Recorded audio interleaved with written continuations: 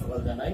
মানবিক কলেজে নবীন শিক্ষার্থীদের তোমরা যারা মানবিক বিভাগে ভর্তি হয়েছে, প্রথমে আমি আমার পরিচয়টা দিয়ে দিচ্ছি। আমার নাম হচ্ছে রায়না শফিক লেখক। আমি মানবিক বিভাগের সমাজকর্ম সাবজেক্টের প্রভাষক হিসেবে আছি মানবিক কলেজে।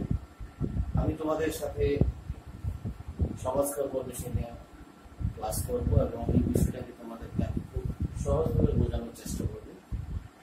আমরা যেহেতু নতুন একটি শিক্ষা বর্ষে পদার্পণ হয়েছি, আমরা এখন কলেজে পড়ি, তো আমাদের শিক্ষা পদ্ধতি, চিন্তা ভাবনা, আমাদের সবকিছু এখন একটু আপডেট হবে এবং আমাদের নিজস্ব চিন্তা ভাবনার এখানে অনেক ধরনের অ্যাপ্লাই করতে পারবো আমরা। আমি যে বিষয়টাকে নিয়ে তোমাদের সাথে আলোচনা করব সেটা হচ্ছে সমাজ এবং একজন নাগরিক হিসাবে, একজন মানুষ হিসাবে সমাজে বসবাস করতে গেলে আমাদের কি কি ধরনের নিয়মাবলী অথবা আদব কায়দা, দায়িত্ব, কর্তব্য, এই বিষয়গুলো আমাদের থাকতে হবে অথবা এই বিষয়গুলো সম্পর্কে একটি ভালো জ্ঞান রাখতে হবে। সেই বিষয়গুলো নিয়ে মূলত আমরা এই সাবজেক্টে আলোচনা করব। তো প্রথমে যদি আমি বলি যে সমাজ বলতে আমরা কি বুঝি, আমরা সবাই জানি সমাজ বলতে আমরা যদি সহজভাবে বলতে যাই, সমাজ মানে হচ্ছে কোনো নির্দিষ্ট এরিয়ার মধ্যে অথবা জায়গার মধ্যে একের অধিক মানুষ যখন কিছু লক্ষ্য উদ্দেশ্য নিয়ে বসবাস করে, জীবন ধারণ করে, জীবন যাপন করে অথবা পরিবার গড়ে তোলে, সেই জায়গাকে একটি সমাজ হিসেবে চিহ্নিত করা হয়। আমরা জানি যে সমাজকে 3 ভাগে ভাগ করা হয়েছে: সমাজ, আদিম সমাজ, মধ্যযুগীয় সমাজ এবং আধুনিক সমাজ। এই 3টি সমাজের মধ্যে এখন আমরা যে সমাজে দাঁড়িয়ে আছি, এই সমাজটাকে বলা হচ্ছে আধুনিক সমাজ। তো আমাদের এই পর্যায়ে আসার জন্য অনেক পরিশ্রম করতে হয়েছে, অনেক ধরনের শিক্ষা গ্রহণ করতে হয়েছে। আমরা যদি 100 বছর 200 বছর আগে ফিরে যাই, তখন আমরা দেখতে পাবো আমাদের যে সমাজের বর্তমান যে অবকাঠামো অথবা সামাজিক ব্যবস্থা, এটার মতো ছিল না। তখন আমাদের পূর্বপুরুষরা অথবা আমাদের যারা অ্যানসেস্টর বলা হয় যাদেরকে, তাদের মতো করে সমাজে বসবাস করতো অথবা তাদের নিয়মগুলো সেই সমাজে প্রচলিত ছিল।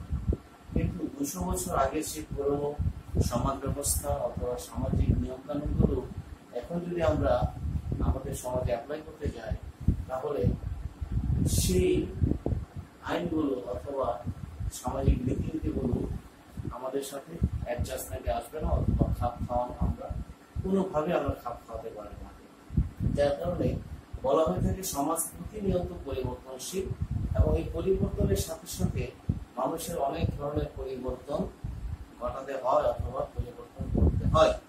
এই পরিবর্তনটা করার জন্য আমরা যারা বিভিন্নভাবে উচ্চশিক্ষা গ্রহণ করছি অথবা শিক্ষার মধ্যে আছে, আমাদের সমাজের এই আইন কানুনগুলো কখনো কখনো লিখিতভাবে পরিবর্তন হয়, কখনো কখনো অলিখিতভাবে পরিবর্তন হয় এবং কখনো কখনো সমাজের গণ্ডির ভিতরে সমাজের মানুষের মাধ্যমে কিছু কিছু সামাজিক নিয়ম নীতিগুলো তৈরি হয় অথবা পরিবর্তন হয়। তো আমরা জানি আমাদের বাংলাদেশ হচ্ছে একটি স্বাধীন রাষ্ট্র অথবা স্বাধীন দেশ। আমাদের সার্বভৌমত্ব আছে, আমাদের সরকার আছে, আমাদের আইন আছে, আমাদের বিভিন্ন ধরনের যে একটি দেশ পরিচালনা করার জন্য যে বিষয়গুলো আছে সেই বিষয়গুলো আছে। তো সেখানে আমাদের যে পবিত্র সংবিধান আছে, সেই সংবিধানেও আমাদের সামাজিক অধিকারের কিছু আইন অথবা সংবিধানে আমাদের জন্য কিছু আছে যেগুলোতে আমাদের অধিকারগুলো আমরা বিভিন্নভাবে পেতে পারি। তো আমরা যদি সেই সব সংবিধানিক যে আইন অথবা অধিকারগুলো যদি আমরা না জানি, সেই ক্ষেত্রে আমাদের জাতীয়ভাবে অথবা রাষ্ট্রীয়ভাবে যে বিভিন্ন ধরনের সরকারি সুযোগ সুবিধাগুলো, সেই সুযোগ সুবিধাগুলো আমরা সহজে পাবো না। যার কারণে আমাদের অবশ্যই এই বিষয়গুলো সম্পর্কে একটি ভালো জ্ঞান থাকতে হবে অথবা ধারণা থাকতে হবে। তো আমরা যদি আজকে দেখি যে আসলে পাঠ্য বইয়ে সমাজ বলতে কি বোঝানো হয়েছে অথবা এই সমাজকর্মটা আসলে কতটুকু আমাদের সমাজের সাথে সঙ্গতিপূর্ণ অথবা সমাজের জন্য প্রয়োজনীয়, সেই বিষয়টা আমরা দেখি। বর্তমান বিশ্বে এই যে পেশা, সমাজকর্ম পেশা, এই পেশার চাহিদা দিন দিন বৃদ্ধি পাচ্ছে। শুধুমাত্র অনুন্নত অথবা উন্নয়নশীল বিশ্বে নয়, আধুনিক বিশ্বের এই পেশার অনেক গুরুত্ব আছে, অথবা এটার চাহিদা দিন দিন বৃদ্ধি পাচ্ছে। তো আমরা জানি যে সমাজকর্মের সূত্রপাত অথবা জন্ম হয়েছে যুক্তরাজ্য থেকে, যাকে আমরা ইংল্যান্ড হিসেবে জানি, এবং যুক্তরাজ্যে এটা যদিও বা জন্ম লাভ করে অথবা সূত্রপাত হয়, এটা বিকশিত হয় যুক্তরাষ্ট্রে, যাকে আমরা বলি আমেরিকায়। আমেরিকানরা আমরা জানি বিশ্বের বিভিন্ন দিক দিয়ে তারা অনেক উন্নত একটি জাতি অথবা রাষ্ট্র। তারা সবসময় বিভিন্ন দেশে উন্নত প্রযুক্তি, উন্নত বিভিন্ন বিষয়গুলো তারা খুব দ্রুত তাদের দেশে সেটাকে তারা অ্যাপ্লাই করে থাকে, যেন তারা সেটার অনেক সুফল ভোগ করতে পারে। তো এইভাবে আমেরিকানরা যখন দেখলো যে এই সাবজেক্টটা ভবিষ্যতে অনেক গুরুত্ব পাবে, অথবা এটার চাহিদা অনেক বাড়বে, অথবা এই সাবজেক্টে যদি আমরা স্কলার্স তৈরি করতে পারি, তাহলে আমাদের সমাজে বিভিন্ন ধরনের যে সামাজিক সমস্যাগুলো আছে, এইসব সমস্যা দূরীকরণের ক্ষেত্রে তারা অনেক গুরুত্বপূর্ণ ভূমিকা পালন করতে পারে। সেই চিন্তা ভাবনা থেকে তারা মূলত এই সাবজেক্টটাকে তাদের বিভিন্ন পাঠ্যপুস্তকে, শিক্ষাক্রমে অথবা বিশ্ববিদ্যালয়ে, কলেজে তারা অত্যন্ত গুরুত্বের সাথে এটাকে তারা অধ্যয়ন করে থাকে, অথবা ছাত্রছাত্রীদেরকে উৎসাহিত করে থাকে যেন তারা এই সাবজেক্টটাকে নিয়ে তারা পড়াশোনা করে। তো এইভাবে ধীরে ধীরে আমেরিকা থেকে এটা বিকশিত হতে হতে ইউরোপ থেকে বিভিন্ন মহাদেশে এটা ছড়িয়ে পড়ে, এবং এশিয়াতেও এটা এখন ব্যাপক জনপ্রিয় একটি সাবজেক্ট। তো এই সাবজেক্টে যদি তোমরা পড়াশোনা করো, অথবা ভবিষ্যতে যদি এই সাবজেক্টটাকে তোমাদের প্রফেশন হিসেবে তোমরা চিন্তা ভাবনা করো, অথবা যদি ডিটারমাইন হও যে হ্যাঁ আমি ভবিষ্যতে কলেজ কমপ্লিট করার পরে অনার্স মাস্টার্স করবো আমি সোশ্যাল ওয়ার্কে, তাহলে তোমাদের জন্য অনেক কাজের ক্ষেত্র তৈরি হবে, অথবা তোমরা অনেক কাজের স্কোপ পাবে। তো আমরা জানি বাংলাদেশে বিভিন্ন এনজিও আছে অথবা প্রতিষ্ঠান আছে মূলত, যেখানে দক্ষ সমাজকর্মীর অভাবে তারা তাদের কার্যক্রমগুলোকে সুষ্ঠু সুন্দরভাবে পরিচালনা করতে পারছে না, এবং সেই সব কাজগুলোকে সুন্দরভাবে সম্পাদন করার জন্য তারা বিভিন্ন দেশ থেকে তারা বাংলাদেশে হায়ার করে নিয়ে আসছে। এতে করে আমাদের বাংলাদেশের যে কাজের ক্ষেত্রটা, এই ক্ষেত্রটাতে ভিন দেশের অথবা অন্য দেশের মানুষরা এসে এটাকে দখল করে নিচ্ছে। তো আমরা যদি এই সাবজেক্টটাকে শুধুমাত্র রেজাল্ট ভালো করার জন্য না পড়ে আমরা যদি খুব ভালোভাবে এটাকে আয়ত্ত করি, অথবা ভালোভাবে যদি আমরা এটাকে কর্মক্ষেত্রে কাজে লাগানোর জন্য যদি আমরা পড়াশোনা করি, তাহলে আমরাও বিভিন্ন প্রতিষ্ঠানে অথবা জাতীয় আন্তর্জাতিক যে বিভিন্ন ধরনের এনজিও গুলো আছে, সেই সব এনজিও গুলোতে আমরা অনেক ভালো ভালো অবস্থানে আমরা কাজ করতে পারি। আমরা দেখি যে আমাদের সমাজকর্মের যে পরিচিতি, এখানে কি বলা হয়েছে, সমাজকর্মকে একটি সাহায্যকারী পেশা বলা হয়। বর্তমান বিশ্বে এই পেশা ক্রমে সম্প্রসারিত হচ্ছে এবং একটি জনপ্রিয় পেশা হিসেবে পরিচিতি লাভ করছে। আমি পূর্বের আলোচনাতে এটা বলেছি যে এই পেশাটা দিন দিন জনপ্রিয়তা পাচ্ছে, এবং অনেকেই এখন এই পেশাটাকে তাদের একটি গুরুত্বপূর্ণ এবং সম্মানিত পেশা হিসাবে তারা এটাকে তারা গ্রহণ করছে। একটা সময় বাংলাদেশে শুধুমাত্র জাতীয় বিশ্ববিদ্যালয়গুলোতে অথবা পাবলিক বিশ্ববিদ্যালয়গুলোতে এই সাবজেক্টটা ছিল, কিন্তু এখন আমরা দেখি যে অনেক বড় বড় বিশ্ববিদ্যালয়, প্রাইভেট বিশ্ববিদ্যালয় আমরা যাকে বলি, নর্থ সাউথ বিশ্ববিদ্যালয়, সাউথ ইস্ট বিশ্ববিদ্যালয়, নর্দার্ন বিশ্ববিদ্যালয়, স্ট্যানফোর্ড বিশ্ববিদ্যালয়, এরকম আরো অনেক প্রাইভেট বিশ্ববিদ্যালয়গুলো আছে। সেই সব বিশ্ববিদ্যালয়গুলোতে এখন আমরা চাইলে সমাজকর্ম নিয়ে অনার্স এবং মাস্টার্স অথবা আরো হায়ার ডিগ্রি আমরা গ্রহণ করতে পারি। এইভাবে এই সাবজেক্টটার প্রতি মানুষের আকর্ষণ দিন দিন বাড়ছে, কারণ আমরা জানি যে এই সাবজেক্টের কাজের ক্ষেত্রে অনেক প্রসারিত, এবং সহজেই এই সাবজেক্ট থেকে আমরা ভালো ভালো প্রতিষ্ঠানে আমরা কাজের একটা অফার অথবা সুযোগ আমরা পেতে পারি। যাই হোক, মূলত আমরা পড়াশোনা করি বিভিন্ন দৃষ্টিভঙ্গি থেকে অথবা চিন্তা ভাবনা করি। আমরা সবাই যে পড়াশোনার সাথে চাকরি করবে এমন না, আমরা হয়তো কেউ চাকরি করবো, কেউ ব্যবসা করবো, অথবা কেউ সমাজে নেতৃত্ব দেব। এটার জন্য আমাদের একটি ভালো শিক্ষা দরকার, অথবা এমন শিক্ষা দরকার যে শিক্ষার মাধ্যমে আমি সর্বক্ষেত্রে আমি খুব সুন্দরভাবে নিজেকে উপস্থাপন করতে পারি।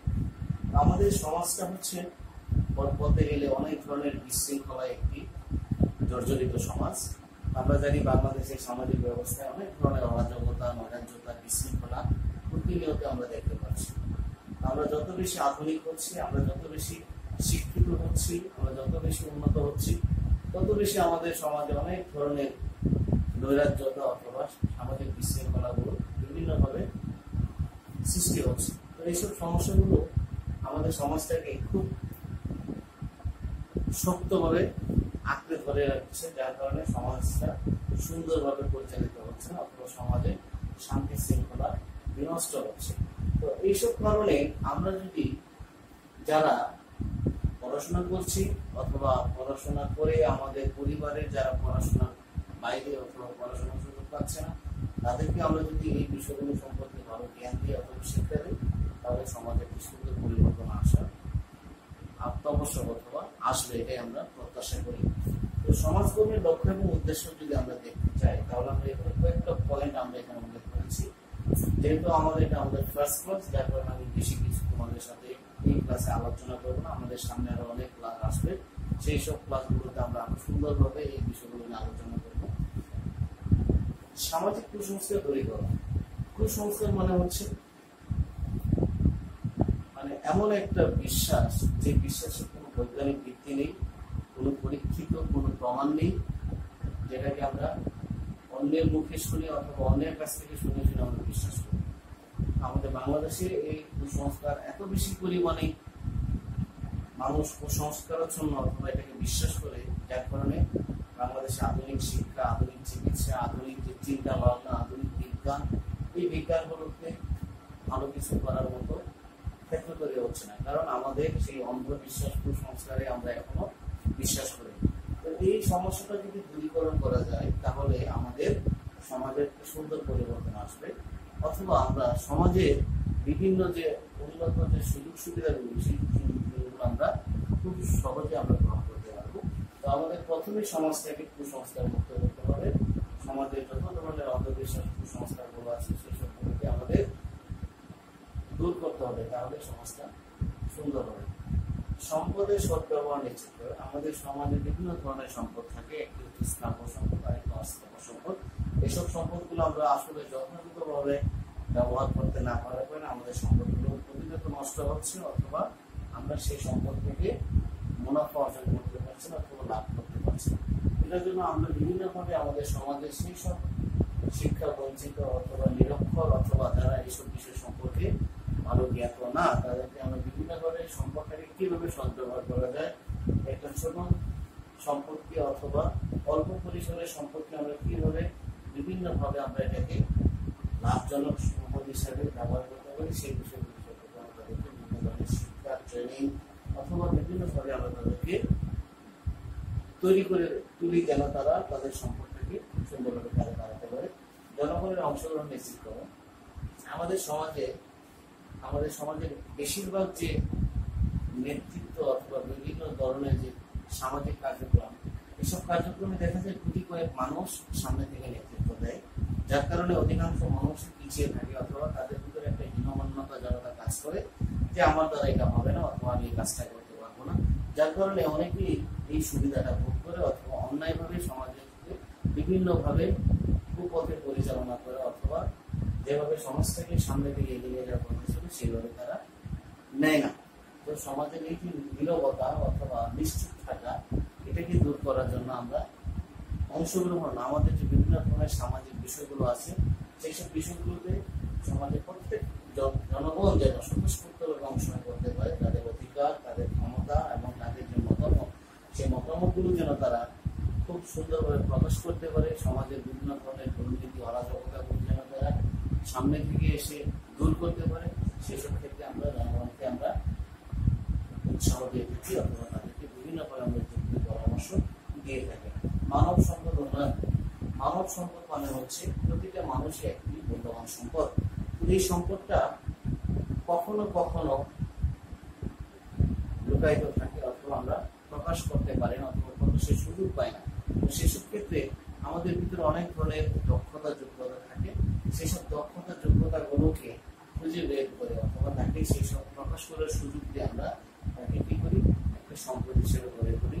যেমন বাংলাদেশে অনেকেই আছে পড়াশোনা না জানে অথবা পড়াশোনা একদম নাই বললেই চলে, তো তারাও এমন এমন কিছু কাজ পারে যে কাজগুলো দিয়ে আমরা অর্থনৈতিকভাবে অথবা বিভিন্নভাবে আমরা মুনাফা অর্জন করতে পারি অথবা লাভ করতে পারি। সেই সব ক্ষেত্রে এই সম্পদগুলোকে খুঁজে বের করে আমরা যারা সমাজকর্মী আছি আমরা বিভিন্নভাবে কাজে লাগাই। জাতীয় উন্নয়ন বৃদ্ধি, আমাদের জাতীয় উন্নয়নের ক্ষেত্রে আমাদের প্রত্যেক নাগরিকের একটি দায়িত্ব কর্তব্য আছে। আমরা সবাই যদি নিজেদের কাজ যথাযথভাবে সুন্দরভাবে করি তাহলে আমাদের জাতীয় উন্নতি হারটা বৃদ্ধি পাবে অথবা আমাদের যে অর্থনৈতিক প্রবৃদ্ধি এটা বৃদ্ধি পাবে। আমরা জানি বাংলাদেশের অধিকাংশ মানুষ কর্মহীন হয়ে থাকে। আমরা চাইলেই কিন্তু পারি আমাদের এই অলসতা অথবা জড়তাকে ছেড়ে ফেলে যার যে অবস্থান আছে সেই অবস্থান থেকে আমরা সুন্দরভাবে কাজ করে পরিবার, সমাজ এবং রাষ্ট্রকে অর্থনৈতিকভাবে সামনের দিকে এগিয়ে নিয়ে যাওয়া যায়। তো সেই সব বিষয়গুলোতে আমরা সমাজের সেসব কর্মহীন মানুষদেরকে আমরা তথ্য হিসেবে গড়ে তোলার জন্য বিভিন্ন ধরনের কার্যক্রম আমরা গ্রহণ করে থাকি। সমাজের ন্যায় বিচার প্রতিষ্ঠা, আমরা জানি সমাজে বিভিন্ন ধরনের অন্যায় বিচার হয়ে থাকে।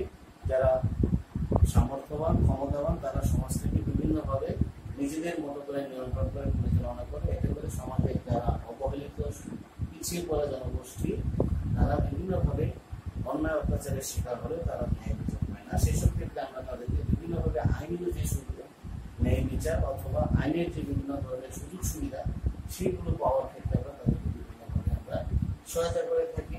অনেক ক্ষেত্রে আমরা স্বপ্রণোদিত হয়ে অথবা প্রতিষ্ঠানের মাধ্যমে আমরা তাদেরকে বিভিন্ন ধরনের যে আইনি যে জটিলতাগুলো আছে সেই সব জটিলতায় তাদেরকে আমরা সহায়তা করে থাকি। এইভাবে আমরা সমাজে ন্যায় বিচার প্রতিষ্ঠা করার জন্য চেষ্টা করি।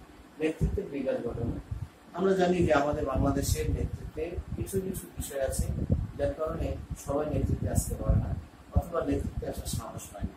এইসব ক্ষেত্রে আমাদের সমাজের যাদের ভিতরে নেতৃত্ব দেওয়ার মতো একটি দক্ষতা যোগ্যতা আছে কিন্তু বিভিন্ন পারিপার্শ্বিক বিষয়ের কারণে তারা নেতৃত্বে আসতে চায় না, তাদেরকে আমরা বিভিন্ন শক্তি সাহস জুগিয়ে অথবা তাদেরকে নেতৃত্বের যে বিভিন্ন ধরনের সুফলতাগুলো আছে সেই সবগুলো আমরা তাদেরকে বুঝিয়ে আমরা তাদের নেতৃত্বের বিষয় করানোর চেষ্টা করি এবং তাদেরকে আমরা সমাজকে নেতৃত্ব দেওয়ার মতো যোগ্য দক্ষ হিসেবে গড়ে তোলার জন্য আমরা কাজ করে থাকি।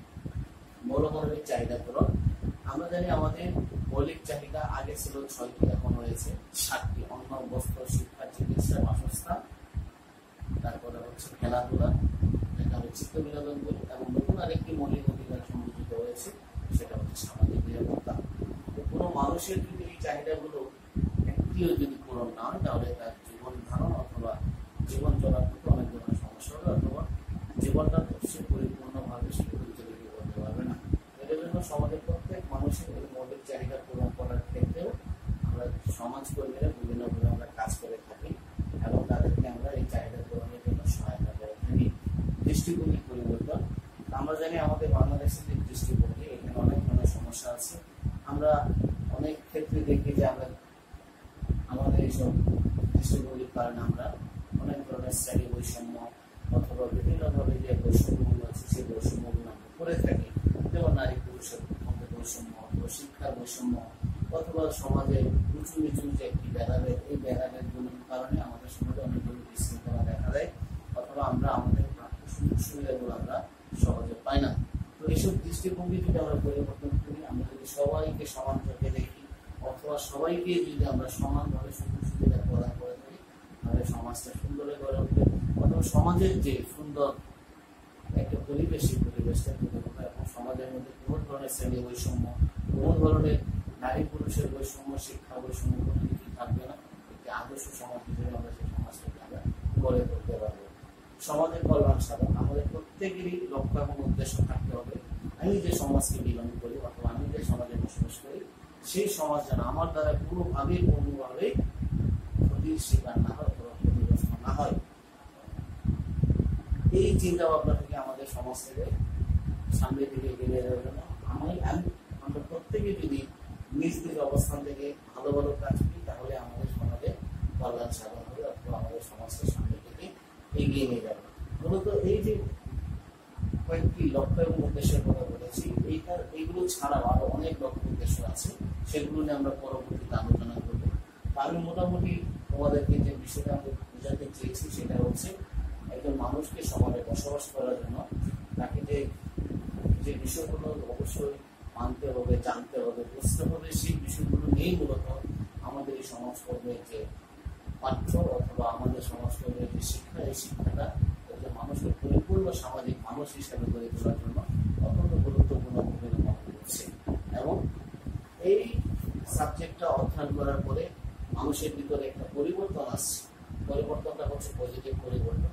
এবং সে যদি সমাজে একটা সময় ক্ষতিকর অথবা ক্ষতির কারণ হবে, এই সাবজেক্টটা পড়ার পর তার ভিতরে সমাজের ক্ষতি দূরের কথা, সমাজ আরো উপকৃত হচ্ছে, অথবা সমাজের যে বিভিন্ন ধরনের অরাজকতার বিশৃঙ্খলাগুলো আছে, সেই সব অরাজকতার বিশৃঙ্খলাগুলোকে সে দূর করার জন্য অনেক গুরুত্বপূর্ণ ভূমিকা অথবা অবদান পালন করতে পারছে। যাই হোক, আজকে আমরা এই পর্যন্ত থাকি। আমরা আগামী ক্লাসে আবার নতুন বিষয় নিয়ে আলোচনা করব।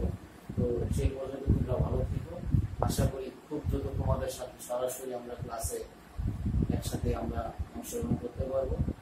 তো যতদিন পর্যন্ত এইভাবে আমাদের অনলাইন ক্লাসটা চলবে, ততদিন পর্যন্ত আমি তোমাদেরকে আহ্বান জানাই অত্যন্ত মনোযোগের সাথে আমরা এই ক্লাসগুলো দেখবো অথবা নোট করবো, যেন পরবর্তীতে আমাদের ক্লাস যখন শুরু হবে তখন যেন আমরা আমাদের এই বিষয়গুলো খুব সহজে ক্যাচ করতে পারি অথবা করতে পারি। তোমাদের সার্বিক মঙ্গল কামনা করে এবং বর্তমান সময়ে যে বিভিন্নভাবে আমাদের করোনাকালীন যে বিভিন্ন ধরনের সচেতনতা অথবা করণীয় গুলো আছে, সেই করণীয় গুলো যেন আমরা যথাযথ পালন করি। আমরা জানি যে আমাদের সামনে আবার নতুন করে করোনার আঘাত আসার সম্ভাবনা আছে এবং অনেকভাবে আমাদেরকে সতর্ক করা হচ্ছে। আমরা অবশ্যই সেই দিক দিয়ে সতর্ক থাকবো এবং সচেতন থাকবো, নিজে সচেতন থাকবো এবং অন্যকে সচেতন করবো, যেন আমরা করোনা আক্রান্ত না হই। ভালো থেকো। আগামী ক্লাসে